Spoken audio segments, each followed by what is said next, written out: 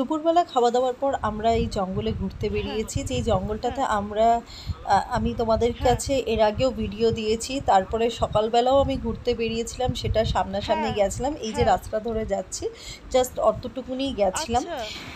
আমাদের কজনের পক্ষে এই জঙ্গলের ভিতরে ট্রেক করতে আসাটা সম্ভব ছিল না, সেই সাহস আমাদের মধ্যে নেই। তো এখানে যদি ডাক্তারবাবু না থাকতেন, ডাক্তারবাবু মানে হচ্ছেন যিনি হোমস্টের মালিক, তিনি বর্ধমানে থাকেন, তিনি পেশায় একজন ডাক্তার।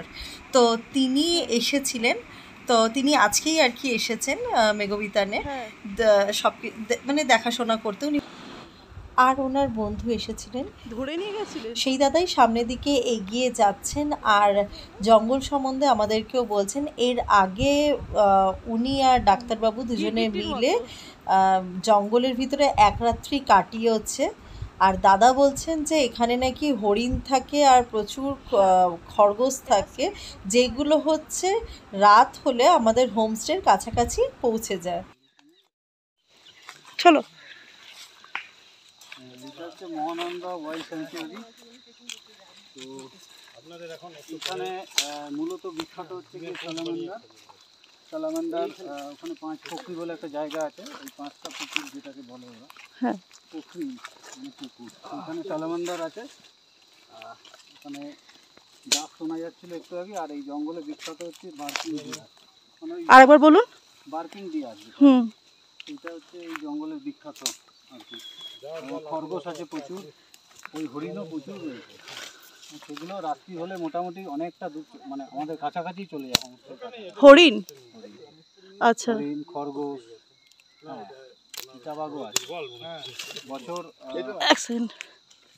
বছর দেড়েক আগে ওই দিকটাতে একটা চিতাবাঘ এসে 2টো বাচ্চা দিয়েছিল। বাচ্চা বড় হলো, বড় হয়ে নিয়ে চলে গেল। ওরা কোনো ক্ষতি করেনি এখনো পর্যন্ত মানুষের, কারণ এখানে প্রচুর খাবার, হরিণ বলুন, খরগোশ বলুন, ওদের খাবারের অভাব হয় না। আর খাবারের যেহেতু অভাব হয় না, তাই জন্য ওরা সাধারণ মানুষকে কোনো ক্ষতি করেনি। এই চা বাগানে আসে না, ওদের দরকার লাগে না। বেসিক্যালি যে কোনো অ্যানিমাল যেখানে খাবার সেখানে ছুটবে আস্তে আস্তে। পাখি আছে, বিভিন্ন টাইপের পাখি, বিভিন্ন টাইপের পাখি আছে। চিটংয়ের বিখ্যাত পাখি প্রচুর।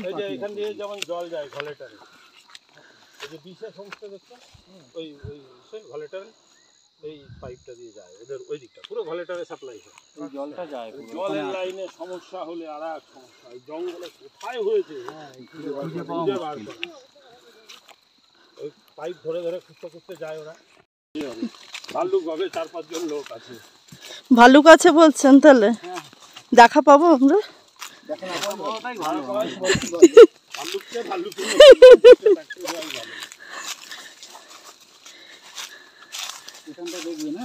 হ্যাঁ, এই পিকু এই জায়গাটা দেখবে, ওদেরকেও বলবে এই জায়গাটা।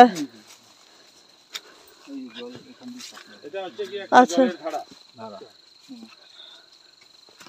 জল আছে, জল এই জল পিকনিক স্পটটা যাবো নাকি?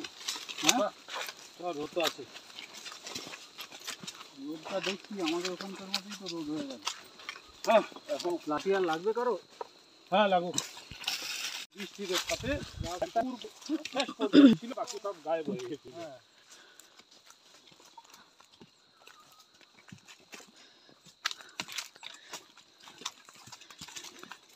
আর একটা পাখি হচ্ছে হর্নবিল। কি হর্নবিল ভালো। কোন সময়টা আছে? বর্ষা একটু পড়বে, ওদের ব্রিডিং টাইম। আচ্ছা, চারিদিকে এখানে দেখো গাছগুলোকে পুড়িয়েছে। পাহাড়ি মানুষ মানে বিরাট সচেতন, বিরাট অর্থ যেখানে ঢুকেছে। বড় বড় গাছগুলো পুড়ে গেছে গো। দেখ দেখ, ও ঘুরে ঘুরে ঠিক আসবে তোমার সামনে। দেখছিলেন না? হ্যাঁ,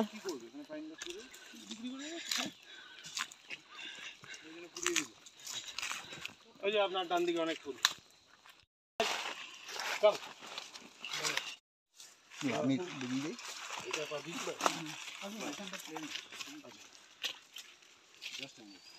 হ্যাঁ, এটা এই বাপাটাই কি? পাথরটা দিয়ে দিন একটা, বাস হয়েছে। চলো চলো, ক্যামেরাটা যে আনবে মনেই নেই। ট্রেন পাঠিয়ে থাকা যায়। আপনার ছিলেন কি একবার কি বেড়াতে এই মানে আপনার এই যে ইনি হচ্ছেন আমাদের হোমস্টের ওনার ডক্টর উদয়বালা। আমাদের ভাগ্যটা খুবই ভালো ছিল যে আমরা যে সময় শিলংয়ে এসেছি সেই সময় উনিও এসেছেন। তো উনি না এলেন, আমাদের এতটা সাহস হতো না, আগেও বলেছি যে এখানে ঘুরতে আসার। এই এত দারুণ একটা অভিজ্ঞতা আমরা মানে উপভোগই করতে পারতাম না। আর ডাক্তারবাবু খুবই একজন ভালো মানুষ মনের দিক থেকে। এখানে এখন ডাক্তারবাবু সমস্ত কিছু রেডি করছে, রেডি করে ডিম পোচ হবে। তো আমরা বনভোজন করব ডিম পোচ দিয়ে। পরে এসছি তো বুঝেছে, একটা হালকা রঙের প্যান্ট পরে চলে এসছি।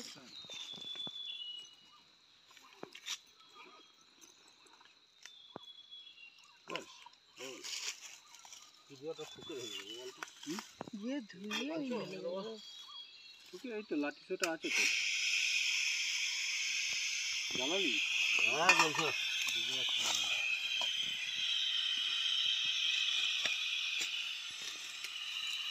এ দেখো।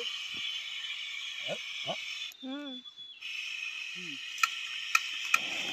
কি হয়েছে?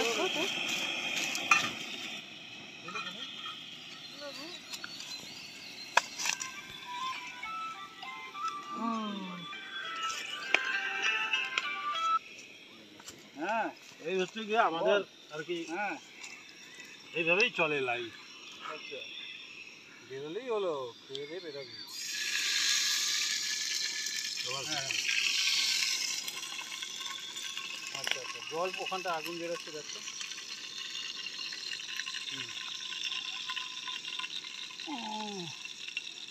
ফোন লাগবে না, গোড়া মনে হয় ফেরত চলে যাওয়ার জন্য ফোন করছে। তোরা ফোন কি লাগবে মোমো তারপর তো খেতে বলবি। চাইছিস? মোমো কখন, সন্ধ্যেবেলা?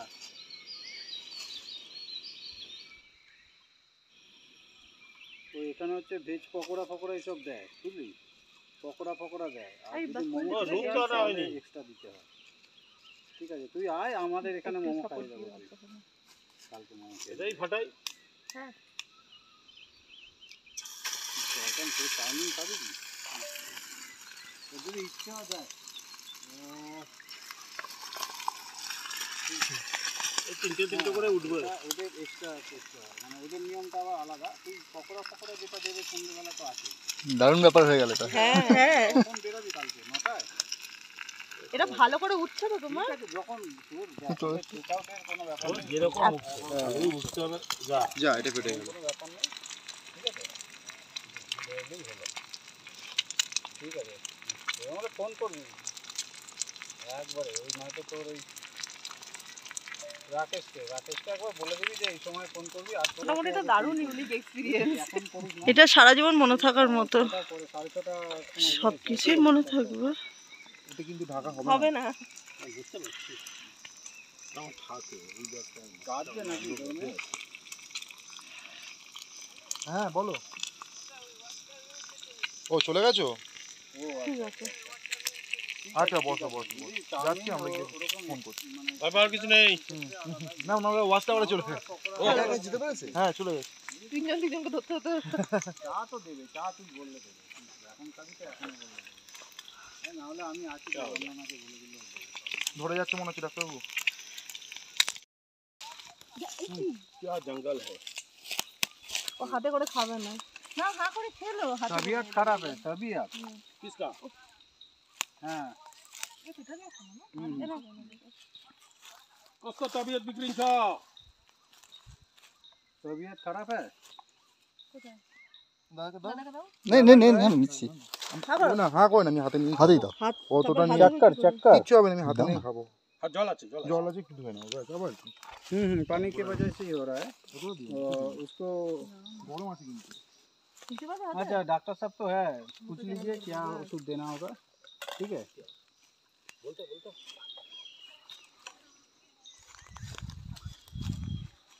अच्छा ठीक है। देखो ना, तुम तो हॉस्पिटल स्टाफ हो, तुम तो सब भी जानते हो, हम क्या जाने। ओके। নুনটা থাকলে জমে যেত। হ্যাঁ নুনেই পুরো। এ এক দারুণ সুন্দর অভিজ্ঞতা, এটা মানে বলে বোঝানোর আমার ভাষা নেই। জঙ্গলের মধ্যে থেকে রাস্তা নেই, আমাদের ডাক্তারবাবু রাস্তা মানে ঠিক ওখান থেকে বার করিয়ে নিয়ে এসেছে। তারপর এখানে এসে ডাক্তারবাবু পোর্টেবল ওনার কাছে ওই গ্যাস ছিল, সেই গ্যাস বার করে আমরা ডিম পোচ করে খেয়েছি। মানে জঙ্গলের মধ্যে ডিম পোচ করে এইভাবে খেয়েছি, এটা একটা দারুণ অভিজ্ঞতা। আর আমাদের সাথে তো ধর্মরাজ রয়েছেই, মানে হচ্ছে আমাদেরকে যে কুকুরটা, ও কিন্তু পুরো জঙ্গলের মধ্যে আমরা যত দূর এসেছি ও কিন্তু তত দূরই এসেছে। আবার এখানে এসে বসে বেশ ভালোভাবে আমাদেরকে গার্ড দিচ্ছে, তারপর আমাদেরকে নিয়ে আবার ফিরবে। আমাদের সাথে মা আর মাসিমা, ছোটো কাকু ওরা এসেছিল, কিন্তু এই রকম রাস্তা দেখে মানে মা মাসিমাদের পক্ষে প্রথমত আসাটা একেবারেই সম্ভব নয়। সকালবেলা মা মাসিমাদের যতটুকুনি আমি ঘোরাতে নিয়ে এসেছিলাম অতটুকুনি ওখানটাতে সামনেটাতে বসিয়ে দিয়ে আমরা চলে আসি ভিতরটাতে। আর এখানটাতে আসা যথেষ্ট রিস্কি, কিন্তু ডাক্তারবাবু না থাকলে আর ওনার বন্ধু ওই দাদার যদি না থাকতো তাহলে আমাদের পক্ষে এরকমভাবে আসা সম্ভব হতো না। আর আমরা চিন্তাও যদিও করতাম না যে এইভাবে জঙ্গলের মধ্যে দিয়ে আসবো। তো অনেকটা চলে এসেছি, এবার হঠাৎ করে অন্ধকার নামবে আর আমরা ফিরে যাচ্ছি। ফিরতে ফিরতে দেখো আমার পায়ে যোগ লেগেছে। তো এই পায়ের যে এই সাইডটাতে, এটাতে আমার আগেই লেগেছিল, তারপরে পরিষ্কার করে দিয়েছিলাম যাওয়ার সময়। আর একটা হচ্ছে, আমি দেখো তোমাদের সাথে কথা বলতে মানে পরে যখন সাউন্ড এডিট করছি তখন দেখলাম আমার আঙুলের কাছে একটা যোগ বসেছিল, সেটা আমি কিন্তু খেয়াল করিনি। অনেকটা রাস্তা চলে আসার পর আমার খেয়াল হয়েছে, তখন আমি যোগটাকে ফেলেছি। মোট আমার পায়ে 3টে যোগ বসেছিল। আর জঙ্গলটা দেখে বুঝতেই পারছো কিরকম ঘন জঙ্গল, আর এইরকমভাবে যে আসা যায় মানে না দেখলে সহজে বোঝা যাবে না। তো আমি দেখো বাড়ি ফিরে চলে এসেছি, বাড়ি মানে হচ্ছে হোমস্টেতে চলে এসেছি। আর দেখো আমার পা থেকে অনেকটাই রক্ত বেরিয়েছিল, এই পায়ের সামনেটাতে তখন বসেছিল যোগ, তখন আমি বুঝতে পারিনি। আর এই দিকের দিকে যে যোগটা বসেছিল সেটা আমি তখনই ফেলে দিয়েছিলাম, ওখান থেকে অনেকটাই রক্ত বেরিয়েছিল, কিন্তু এই জায়গাটা পরিষ্কার করে ফেলেছি। পরিষ্কার করে ডেটল দিয়ে তারপরে আমি ভাইয়া এরা সবাই মিলে 4জন মিলে আবারও বেরিয়েছিলাম। বেরোতে মানে সামনেই একটু বেরিয়েছিলাম, তারপরে দেখো এখানে গাছটা দেখে আমি আর লোভ সামলাতে পারলাম না, একটু ছবি তুললাম। গাছটার পাতা কম দেখা যাচ্ছে, ফুল বেশি, এত ফুল ফুটে রয়েছে গাছটা। আর দেখো এই দেখো মাকড়সার জাল, আমরা রাস্তায় যখন যাচ্ছি আমাদের না মুখে মাকড়সার জাল পড়ছে, মানে এই দিক থেকে ওই দিকে গেছে রাস্তার মধ্যে সেই জালগুলো রয়েছে, আর তার ফলে আমাদের মুখের মধ্যে মাকড়সার জাল পড়ছিল। আর এই দেখো এই স্টিকটা একটা ফুটে রয়েছে ফুল, এটাও কি দুর্দান্ত লাগছে। তারপর আমরা হোটেলে ফিরে এসে দেখি ডাক্তারবাবু আর তার বন্ধু দুজনে মিলে ছাদের উপর এরকম আলু পোড়াচ্ছে, আলুর বারবিকিউ করছে। আর আমরা এখানে বারবিকিউ করব বলেছিলাম, চিকেনের বারবিকিউ। তা 1 কেজি চিকেন আমরা এখানে বারবিকিউ করতে দিয়েছিলাম, তার ফলে 1 কেজি চিকেনের পিছনে ওরা 800 টাকা নেয়। তো সেটাও আমাদের করে দিয়েছেন, আর সেটা আমরা এই মুহূর্তে খেতে যাব।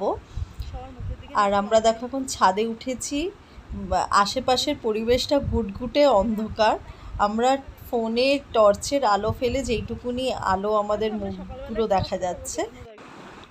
আর এই হচ্ছে আমাদের চিকেন বারবিকিউ দিয়ে গেছে, তা এটা আমরা এখন খাবো। আর প্রতি কেজি তো তোমাদের বললাম 800 টাকা করে নেয়। তো বন্ধুরা আজকের মতো ভিডিওটা আমি এখানেই এন্ড করলাম। প্রত্যেকে ভালো থেকো, সুস্থ থেকো, দেখা হবে আবারও কালকে একটা নতুন ভিডিও নিয়ে। তো আমার ভিডিও যদি তোমাদের ভালো লেগে থাকে তাহলে লাইক, শেয়ার অ্যান্ড সাবস্ক্রাইব করো। দেখা হবে আবারও একটা নেক্সট ভিডিও নিয়ে। আজকের মতো good night, tata, bye bye.